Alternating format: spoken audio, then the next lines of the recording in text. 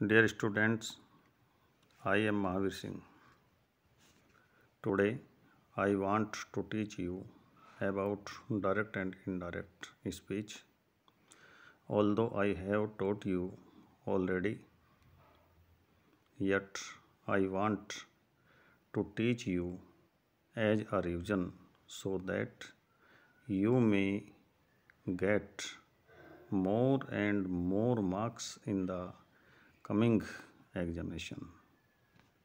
So let us come on the topic. What is direct speech? Direct speech repeats or quotes the expressed or the words spoken. प्यारे बच्चों, जो सीधे तौर पर हम बात करते हैं उसे डायरेक्ट स्पीच कहते हैं. When we use direct speech, जब हम डायरेक्ट स्पीच का प्रयोग करते हैं, we place the words spoken between the quotation marks, तो हम कोटेशन मार्क्स अर्थात ब्रैकेट के अंदर शब्दों को रखते हैं. जिस प्रकार से ब्रैकेट के अंदर फर्स्ट पर्सन लिखा हुआ है, कोमा नोटेड कोमा आरंभ करके हम उनको उसके मध्य में लिखते हैं. Direct speech is directly conveyed either in speech और इन राइटिंग. डायरेक्ट स्पीच को हम सीधे तौर पर लिख देते हैं या बोल देते हैं. Examples of direct speech. He said, comma inverted comma, I will work hard to succeed. And the other sentence is, the commander said, comma inverted comma, we will defeat all the enemies, bracket band. And now about the indirect speech. Indirect speech or reported speech is usually used to talk about the past. इसमें साधारणतः past में बात होती हैं. So we normally change the tense of the words spoken into. इसलिए हम साधारण तौर पर उन टेंसेस को चेंज कर देते हैं. We use reporting verb like, हम रिपोर्टिंग वर्ब का प्रयोग करते हैं जैसे कि tell, say, ask. And we can use the word that to introduce the reported in place of direct indirect speech also introduces the concept of reported speech and reporting verb. और that का प्रयोग reporting verb और reported speech को जोड़ने के रूप में हम प्रयोग करते हैं. Examples of indirect speech. जैसे पहले एग्जाम्पल डायरेक्ट में दिया गया है उसका ही हम यहाँ पर इनडायरेक्ट बना रहे हैं. ही सेड, इन्वर्टेड कोमाज यानी दोनों को जोड़ने के लिए कंजक्शन दैट का प्रयोग करते हैं. ही, आई जो फर्स्ट पर्सन है उसको हम रिपोर्टिंग वर्ब के सब्जेक्ट के अकॉर्डिंग चेंज करते हैं.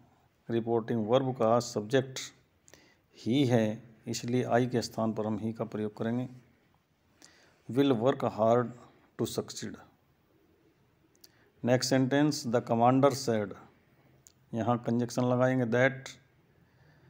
दे, वी को हम चेंज करते हैं सब्जेक्ट से. सब्जेक्ट यहाँ ऑल्दो कमांडर एक दिया गया है क्योंकि यहाँ पर वी प्लूरल होता है इसलिए थर्ड पर्सन के प्लूरल वी को वी के स्थान पर हम दे का प्रयोग करेंगे जो प्लूरल होता है थर्ड पर्सन का. Will defeat all the enemies. Next, reported speech and reporting verb both direct and indirect has two parts which are complete sentence in themselves. यानी रिपोर्टिंग वर्ब और रिपोर्टेड स्पीच दोनों को ही अपने आप में एक अलग अर्थ वाला बताया गया है. Reported speech is more of mood tone of a speaker. Reported speech में एक वक्ता की मुद्रा और उसकी टोन को अधिक दिखा जाता है। The reported speech can be, reported speech assertive हो सकती है, डिक्लेरेटिव हो सकती है, इम्पेरेटिव हो सकती है, इंट्रोगेटिव और एक्सक्लेमेटरी भी हो सकती है। Reported verb is the tense in which the sentence is spoken. Reported verb एक ऐसा टेंस होता है जिसमें द सेंटेंस इज स्पोकन वाक्य को बोला जाता है। It can be past, present, future. ये पास्ट भी हो सकता है, प्रेजेंट भी हो सकता है या फ्यूचर भी हो सकता है। Get some practice on fillers too, कुछ प्रैक्टिस के तौर पर memory tips. Example, he said to me, I will go there tomorrow। in the above example, इस जो ऊपर एग्जाम्पल दिया गया है इसमें हम reporting verb who said to whom, कौन किसके बारे में कहता है, ये रिपोर्टिंग वर्ब है। यानी he said to me, it is reporting verb. और reported speech, the exact word spoken put within inverted commas, वो शब्द होते हैं जो इन्वर्टेड कोमाज के मध्य रखे जाते हैं। जैसे कि ऊपर दिए गए सेंटेंस में I will go there tomorrow, it is reported speech, इसको हम रिपोर्टेड स्पीच कहते हैं। कुछ यहाँ पर टेंस परिवर्तन की बात करना चाहेंगे। जब हम डायरेक्ट से इनडायरेक्ट में सेंटेंस को चेंज करते हैं तो किस प्रकार से, यदि हमारी रिपोर्टिंग वर्ब पास्ट टेंस में होती है तो रिपोर्टेड स्पीच भी पास्ट टेंस में होगी, तो किस तरीके से होगी ये यहाँ पर चार्ट के माध्यम से हम दर्शाना चाहेंगे। प्रेजेंट सिंपल टेंस को हम पास्ट सिंपल टेंस में बदलना चाहेंगे। यानी यदि प्रेजेंट टेंस में हम फर्स्ट फॉर्म का प्रयोग करते हैं तो इनडायरेक्ट बनाते समय उसकी सेकंड फॉर्म कर देते हैं, और यदि डायरेक्ट सेंटेंस में डज नॉट या डू नॉट आए तो उसका हम डिड नॉट कर देते हैं। दूसरा टेंस हमारा आता है प्रेजेंट प्रोग्रेसिव, अर्थात प्रेजेंट कंटिन्यूअस टेंस को हम पास्ट प्रोग्रेसिव अर्थात पास्ट कंटिन्यूअस टेंस में चेंज कर देते हैं। अर्थात यदि is am are plus verb की फोर्थ फॉर्म अर्थात फर्स्ट फॉर्म में आईएनजी आए तो उसको हम पास्ट प्रोग्रेसिव में वाज वर्ग के साथ क्रिया की फर्स्ट फॉर्म में आईएनजी लगाते हैं। इसी क्रम में हमारा तीसरा टेंस आता है present perfect tense. Present perfect tense को हम पास्ट परफेक्ट टेंस में बदलते हैं। प्रेजेंट परफेक्ट टेंस में हम हैज़ या हैव प्लस वर्ब की थर्ड फॉर्म का प्रयोग करते हैं। इसको हम जब इनडायरेक्ट बनाएंगे तो हैड प्लस वर्ब की थर्ड फॉर्म का प्रयोग करेंगे। Number fourth, present perfect progressive अर्थात प्रेजेंट परफेक्ट कंटिन्यूअस टेंस जिसमें हम हैज़ बीन या हैव बीन के साथ क्रिया की फर्स्ट फॉर्म में आईएनजी लगाते हैं, उसको हम पास्ट परफेक्ट प्रोग्रेसिव अर्थात पास्ट परफेक्ट कंटिन्यूअस टेंस में चेंज करते हैं, जिसमें हम हैड बीन प्लस वर्ब की फोर्थ अर्थात फर्स्ट फॉर्म में आईएनजी का प्रयोग करते हैं। नंबर 5, पास्ट सिंपल टेंस अर्थात डिड प्लस फर्स्ट फॉर्म या फिर सेकंड फॉर्म। पास्ट सिंपल अर्थात पास्ट इंडेफिनिट टेंस में हम या तो सेकंड फॉर्म का प्रयोग करते हैं या नेगेटिव में डिड नॉट का प्रयोग करते हैं। इनडायरेक्ट बनाते समय पास्ट परफेक्ट टेंस में इसको चेंज करते हैं, जिसमें यदि सेकंड फॉर्म है तो सेकंड फॉर्म की थर्ड फॉर्म कर देते हैं, उससे पहले हेड लगाते हैं, और यदि डिड नॉट आए तो उसका had not plus third form कर देते हैं। Number next, past perfect tense. Past perfect tense में हम हेड प्लस क्रिया की थर्ड फॉर्म का प्रयोग करते हैं। पास्ट परफेक्ट में कोई चेंज नहीं होता, इसलिए पास्ट परफेक्ट में हम इनडायरेक्ट में भी हेड प्लस क्रिया की थर्ड फॉर्म का ही प्रयोग करेंगे। प्यारे बच्चों, इससे आगे पास्ट परफेक्ट प्रोग्रेसिव अर्थात पास्ट परफेक्ट कॉन्टिन्यूस टेंस आता है, जिसमें हम हैड बीन प्लस वर्ब की फोर्थ फॉर्म अर्थात फर्स्ट फॉर्म में आईएनजी का प्रयोग करते हैं। इसमें भी कोई परिवर्तन नहीं होता। इनडायरेक्ट में पास्ट परफेक्ट प्रोग्रेसिव अर्थात पास्ट परफेक्ट कॉन्टिन्यूस टेंस का ही प्रयोग हम कर देते हैं। अब फ्यूचर की बारी आती है। Dear student, future simple tense में आप सभी को पता होना चाहिए कि विल या सेल के साथ क्रिया की फर्स्ट फॉर्म आती है। विल और सेल को हम सेल को शुड और विल को वुड कर देते हैं, प्लस इनके साथ क्रिया की फर्स्ट फॉर्म इनडायरेक्ट में आएगी।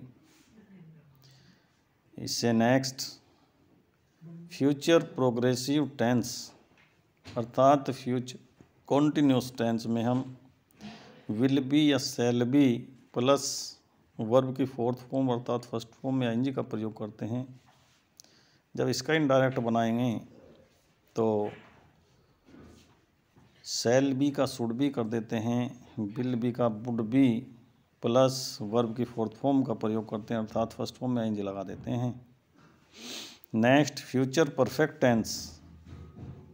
फ्यूचर परफेक्ट टेंस में आप सभी जानते हैं विल हैव या सेल हैव प्लस वर्ब की थर्ड फॉर्म का प्रयोग हम करेंगे, जिसको हम इनडायरेक्ट में सेल हैव का शुड हैव, विल हैव का वुड हैव प्लस क्रिया की थर्ड फॉर्म का प्रयोग कर देते हैं। नेक्स्ट फ्यूचर परफेक्ट प्रोग्रेसिव अर्थात फ्यूचर परफेक्ट कॉन्टिन्यूस टेंस में हम विल हैव बीन या shall have been plus verb की फर्स्ट फॉर्म में एनजी का प्रयोग करते हैं। इसका इनडायरेक्ट में हम शुड हैव बीन या would have been plus verb की थर्ड फॉर्म का प्रयोग कर देते हैं। प्यारे बच्चों, मैं समझता हूँ कि नियम चूँकि आपने पहले भी पढ़ लिए हैं, अधिक से अधिक आपकी समझ में आ गए होंगे। अब रूल नंबर 2 में थोड़ा प्रोनाउंस के बारे में बातें करते हैं। If the reporting verb is given in present और future then there shall be no change in the tense or reported speech। इसमें बताया गया है कि यदि पहले जो हमने चेंजिंग टेंस में बताया है, इससे पहले उसमें बताया गया है कि यदि रिपोर्टिंग वर्ब पास्ट टेंस में है तो रिपोर्टेड स्पीच में तभी कोई परिवर्तन होगा, मगर यदि रिपोर्टिंग वर्ब प्रेजेंट या फ्यूचर टेंस में है तो रिपोर्टेड स्पीच में कोई परिवर्तन नहीं होगा। Reporting verb reported speech means reported verb का जो सब्जेक्ट होता है, यदि वो फर्स्ट पर्सन है, क्या बताया गया है कि फर्स्ट पर्सन यानी आई और we changes according to the subject of the reporting verb. Reporting verb का जो सब्जेक्ट होगा उसके अकॉर्डिंग हम उसको चेंज करेंगे। ऑब्जेक्ट यानी सेकंड पर्सन क्या होता है you, changes according to the object of the reporting verb. Reporting verb का जो ऑब्जेक्ट होता है उसके अकॉर्डिंग हम यू को चेंज करेंगे। क्लियर? एक बार और रिपीट कर देता हूँ मैं। रिपोर्टिंग वर्ब का जो सब्जेक्ट होता है उससे हमारे फर्स्ट पर्सन चेंज होंगे आई और वी, और रिपोर्टिंग वर्ब का जो ऑब्जेक्ट होता है उससे हमारा सेकंड पर्सन यानी यू चेंज होगा। नेक्स्ट, नो चेंज, नहीं बदलते। क्या नहीं बदलते? थर्ड पर्सन्स नहीं बदलते। हमारे जो थर्ड पर्सन होते हैं जैसे he, she, it, they, no change, इनमें कोई परिवर्तन नहीं होता। एग्जाम्पल क्या दिया गया है? Example, he said, inverted commas, I will go, full stop comma बंद। I will change according to the subject of the reporting verb that is he. क्या बताया गया है कि आई को हम चेंज कर देते हैं। किसके अनुसार चेंज कर देते हैं? रिपोर्टिंग वर्ब के सब्जेक्ट के अनुसार, जैसा कि ऊपर बताया गया है। सो इन प्लेस ऑफ आई, इसलिए आई के स्थान पर he will be used for indirect. He का प्रयोग इनडायरेक्ट में प्रयोग किया जाएगा क्योंकि सब्जेक्ट उसमें क्या है? ही है। And now I hope it is enough for today, and next day I will teach you the third and fourth rule. Thanks so much for today.